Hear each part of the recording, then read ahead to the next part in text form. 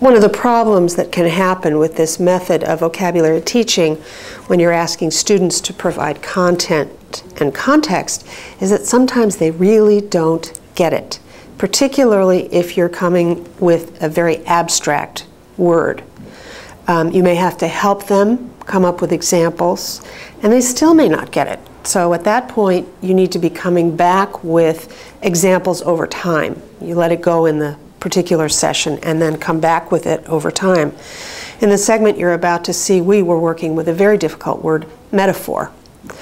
You'll see some excellent examples, students giving excellent examples of metaphor, and you'll hear a student off camera who really doesn't get it, repeatedly doesn't get it, and my attempt to take her content and make it into a metaphor, which is about all you can do. All right, we'll go on to metaphor, which is when you use one thing to talk about another. Lately, there have been a lot of descriptions, metaphorical descriptions, of people who don't seem to be quite all there. You might say, the lights are on, but nobody's home, right? Or somebody's elevator doesn't go all the way to the top.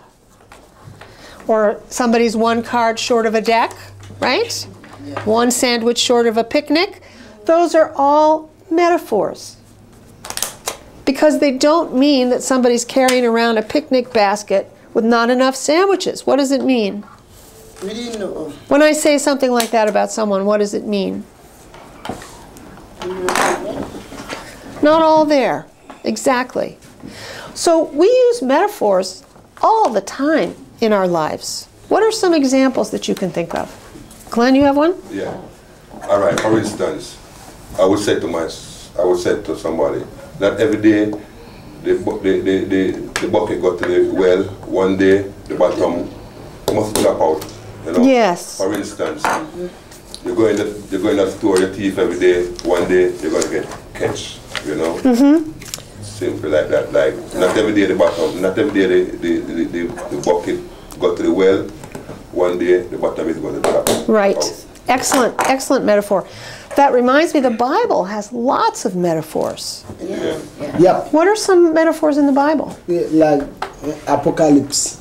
They talk about the dragon. They talk about the woman. And you don't think that's real? No.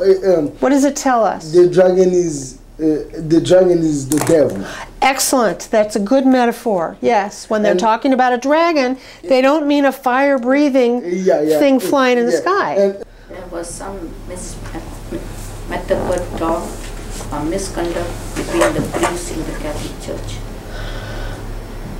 How is that a metaphor? Some of the priests were inhabited. Okay. Misbehavior. Yes, that's not a metaphor. If you were going to say something like, who are some bad guys in the Bible? Aside. King Fear. Or you could say the, I'm trying to remember the words. King Fear was bad. Who was against the Christians? Romans. The Romans are at the gates, you could say, if the police were trying to close down the churches. That's a metaphor. The Romans are at the gates. No, they're not. But it tells us that somebody's trying to damage the church. Okay, so that would be a metaphor in that case. All right, good.